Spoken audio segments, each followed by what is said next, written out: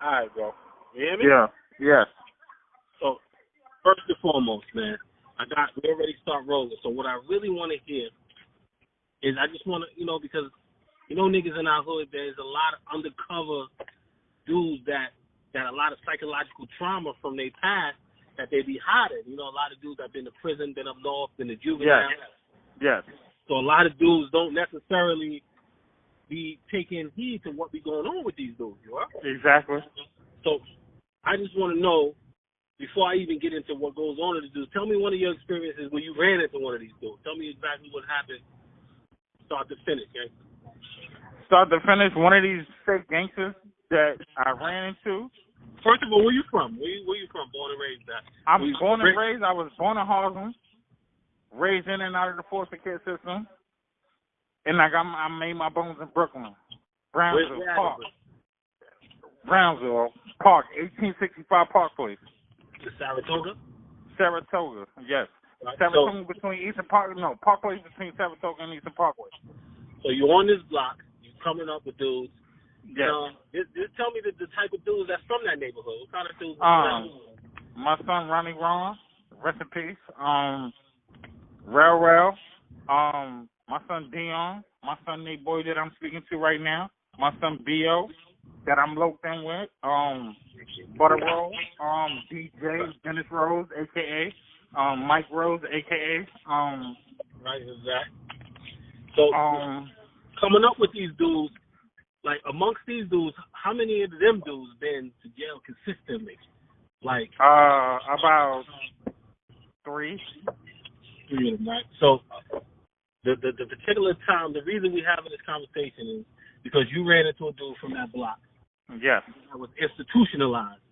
Yes. Like severely since he was like 11 years old. Yes. Young as that, actually, 10, 11. I remember the first, but 11 years old. So you have a run-in with this dude. Tell me a little bit about the first run-in which you had with him before the conversation. Like, what was the first time? Yes. The first time I had a run-in with homeboy. Homeboy ran into me. We just conversated. He took me under his wing. I thought everything was gravy. I thought everything was Dennis Woody. I mean, whatever the fuck. His name, the rat, and he's home, and he do other things, so you can say his name. His name is what? Woody. Let's talk about Woody. All right, so the brother Woody. Yes. He kind of 48. What did young dude say? 48. He kind of 48'd you in a sense. Yes, he took me under the wing. You know what I'm saying? He showed me the ropes of the hood. Right. You know what I'm saying? This is coming to the block. He showed me the ropes under the hood. So I'm like, all right, maybe homeboy is good.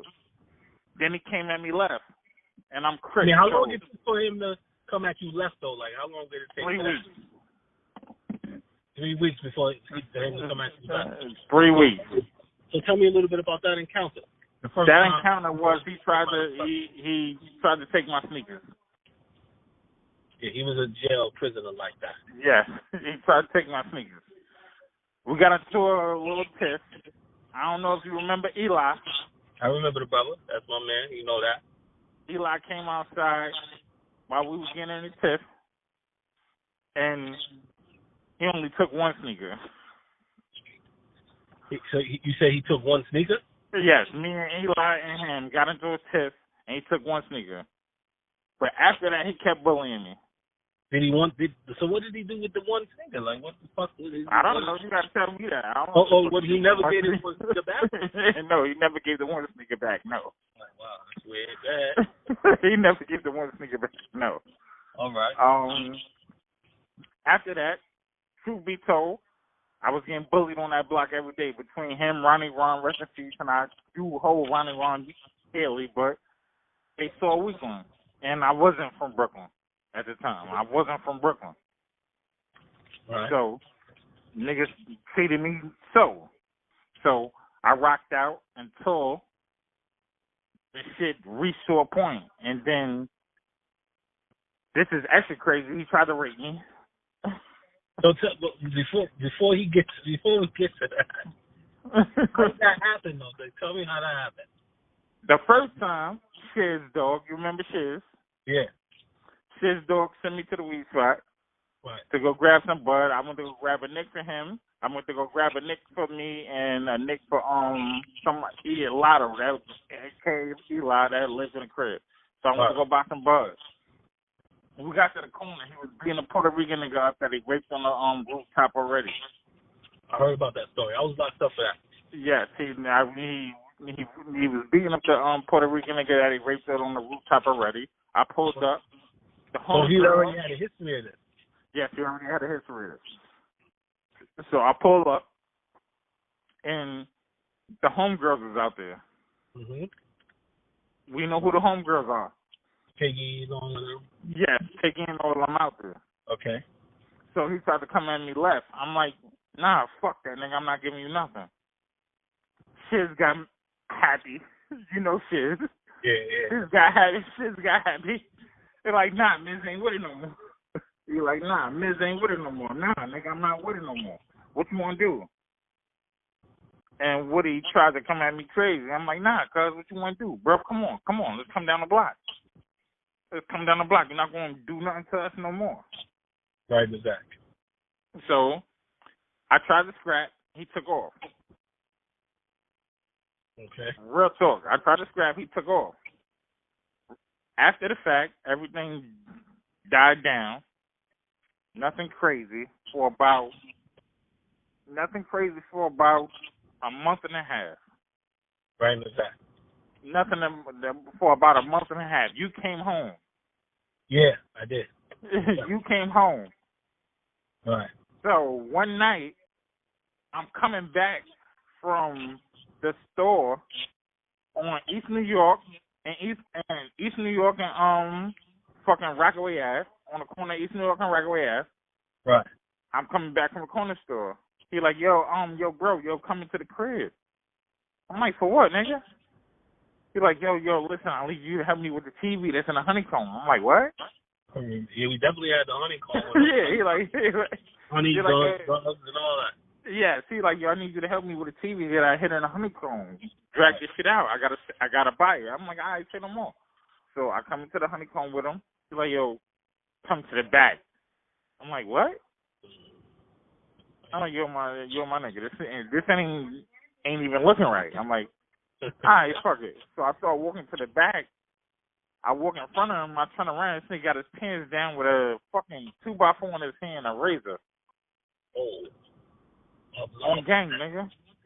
So now, I don't want to stop you there. Let me stop you there.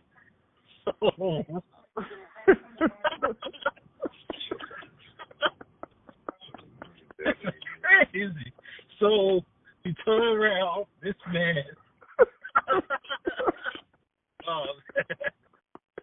So you turn around, this man got this in his hand. Boom. What the fuck are you thinking? Before you get to the action, what's the first thing that's in your mind? What the fuck's in your mind? Man? How I'm gonna finish with this bagel? Huh? How I'm gonna finish with this bagel? How I'm gonna finish with this bagel? Cause this nigga, he got a razor in his hand. All right, I gotta get past him. He's in the door. 2x4. Yeah, and a 2x4 in his hand. Happen to get a 2x4 in Brownsville, but you got to.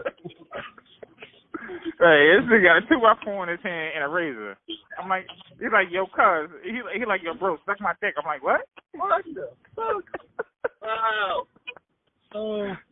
He's like, yo, suck my dick. I'm like, what? He's like, yo, suck my dick. It took me 2 seconds. I'm like, all right, I'll suck your dick. Sit down. What the?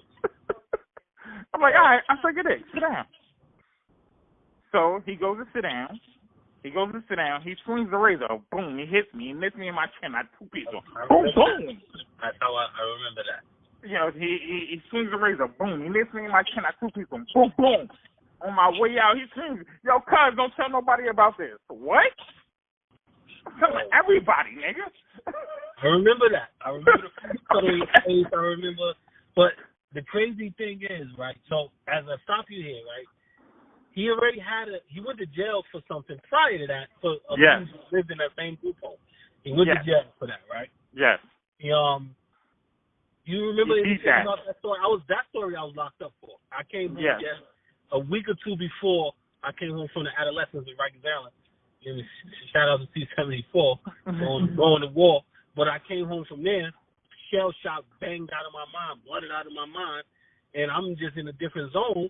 And I come home to my big homie with 2 official on-the-book rape stories. Like, you know what I'm saying? You know, yes. It's like, crazy. Super fact.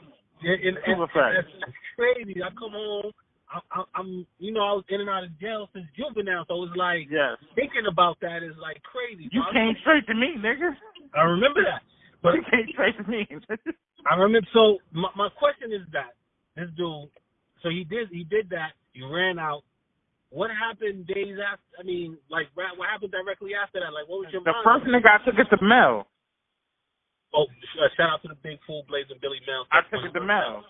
I right. took it to Mel. I'm like, yo, Mel, you know your bro did this to me last night. He like, yo, man, you bugging. I'm like, on guard, nigga. This nigga did this to me last night, cuz. He's like, yo, you dead serious? I'm like, I'm dead serious, nigga. This nigga tried to wow on me last night, cuz. He like, I can't believe that. I'm like, all right, pull that nigga up right now. I can't lie. I couldn't believe it either. That's why I came to you, brother. I couldn't believe it either. Because we grew up with this nigga all our life. So I apologize if I ever made you feel like I didn't support you on. I ain't disbelieve it, but it was a tough fucking thing to believe. I have to admit. Until I seen that nick on your face. But yeah. I'm like, yo, pull that nigga up right now. You see the shit on my face? He like, yo, y'all ain't getting into no crap. You watched me try to fight this nigga about a month ago. He ain't want no smoke with me. After all this time bullying me, he didn't want no smoke in a real fight. Shit, ultimately, he didn't want to fight. Most bullies, most booty bandits and bullies, some of them could fight, don't get it twisted, but a lot of them were rather, you know, they just take it easily. They don't really want a struggle. He didn't want no smoke with a nigga that was bullied every day. Yeah, but he would rather you have given it, like the little Spanish dude, he would rather you have given it instead of struggling and going through all the issues and all that. But as funny as the story is, because it's funny as shit, I don't want to make light of nobody's struggles, but people forget and not understand that everything under the sun goes on in the hood, man. Exactly. And a lot of individuals are shell-shocked, brothers, because this particular brother you're talking about has been going to jail. I know this for a fact because I grew up under this brother. Exactly. His whole life. Jail. He's been going to jail since 11 years old. He had did so much juvenile time, I think juvenile kicked him out. Listen, Piggy didn't even tell nobody that he raped her. That's crazy, man. We're going to save that for another one. You know, that's a different conversation, but I understand that. And I understand he was going through issues. He was doing a lot of... Nah, he's a foul dude. I'm not even going to tell you this nigga not a foul nigga. Like, he's a foul nigga. But nigga, you know he a foul nigga. He did you foul. Yes, that's a fact. He's a rat. He told on me. You know what I mean? He almost cost me, you know, a quarter century of my life, you know? And that's just what it was, man. So I know the brother's foul. I know he's a lemon. I know he's a buster. But I don't play with busters like that no more. And I barely play names up. But just the mere fact that, you know, in the climate of life now where a lot of these individuals be really low-key like that. A lot of dudes who do, the consistent dudes with that trauma, going back and forth to jail, prison, those dudes be having low-key booty bandit ways, man, on the low, man. And we gotta watch our little boys around them. That shit sound wacky, bro. That shit sound wacky, bro. But it's life, but nobody. See, the thing is, shit like this don't be talked about in the hood like that. They think shit like this only go on in prisons and juveniles and all that. Dudes, these niggas come home, bro. That's a fact. These niggas come home, bro. They do come home. So these niggas is home doing the same shit, bro. There's a lot of niggas out there right now that got points. Let's keep it a whole yuck. It's a whole bunch of niggas out there right now that got bonked that's not telling nobody about nothing because the nigga that bonked them was a whole gangster. That's a fact, man. Niggas, you know, not myself and not my man. And I'm telling my story because the nigga ain't get a chance because he wasn't a whole gangster. This nigga was a whole pussy. He was a buster. He's a buster. This nigga was a whole buster, my nigga. This nigga was a whole pussy. See, the thing is, he was a buster, but he was tough. So he was like, he was tough. He was tough under y'all. Yeah, but that's what made it hard to believe that he was like running around Booty Bandit because he'd been in jail so much. Like, that's like crazy. Like, the for that. And then when that other little rape case came, I'm like, oh, you can't see one of the possible is all right. Like, all right, man, you might have that one. This may or may not be true, but when it's 2, 3 of no, but when it became me. nigga, and you actually like me? You my man, so I Exactly. So Exactly. the thing is this, so like the story got so out of hand. This happened. What year this happened? So people don't think this happened. 97. Right. 98 really, because we was in juvenile. Yes, no, yes, 98. 90, because I was in Yes, yes. We were 17. You were not, because we were the same age. Yes. You know, and this guy was like 28. Yeah. Oh man, he wasn't no kid. He wasn't no 18-year-old kid Yes. trying to be another 18-year-old kid. Yes. He was at minimum 6 years older than us. Exactly. This is not no game. So he was a experienced, you know what I mean, brother. Roughhouser. He done been to the penitentiary. He done been all around by that time. So he done been jailing for some time. So as we make light of it, we also want to give understanding that this man he had a long history. And to end this, he got convicted in 2000 rather, for the rape of the Puerto Rican nigga. Of the Puerto Rican dude, and he on lifetime sex offender status. You know, because of the Puerto Rican nigga. Because of the Puerto Rican dude, and he got, you know, because they found whatever they found. Yes. He got he's a lifetime sex offender for that. Yes. No, you can look him up and all that. Yes. Might even put his name in the description so we can look him up. Yes. You know what I mean? Woodrow Wilson or some shit like that. Woody Bratton. Name is Woody Bratton. Whatever. Whatever you want to call that. That's what he is. He's a rapist. Woody Bratton. You can look him up. New York, Brooklyn. You know what I mean? And he'll come up. You know what I mean? Woody or Willie, whichever one. Yeah. Well, you want to put him as. But this wasn't to exploit you though, brother. It's funny. Nigga, it doesn't hurt me, nigga. You know my body. I know that. So that and you look, and I just want the record to know, you Crip, I'm Blood, and we did this around the same time, and we called exactly. We done been side by sides in wars together against Bloods, against Crips. That doesn't matter on our block. You don't bang on our block. You know, we might be banged on our block. You know what I mean? Yeah. Know that. But you know, we're in different spaces with ourselves now, but we from a real block, we from a real area, so we don't really, you know, color bang and all that. And we was really come from the same houses together, sleeping in the same beds, eating out the same. You know, family, and for one family member to betray us like that, and it's almost very like, damn, it's just thinking about what he might have done to other little boys, and that's just like crazy, man. That's why I'm starting to get a little different, because who knows what this dude did to little boys that trusted him, you know what I'm saying? Exactly. You know, who knows? Because that boy was damn, man. He had little sides to him and all that. So he was, you know, he was bigger when he first came home, but then he came home and he started looking real small.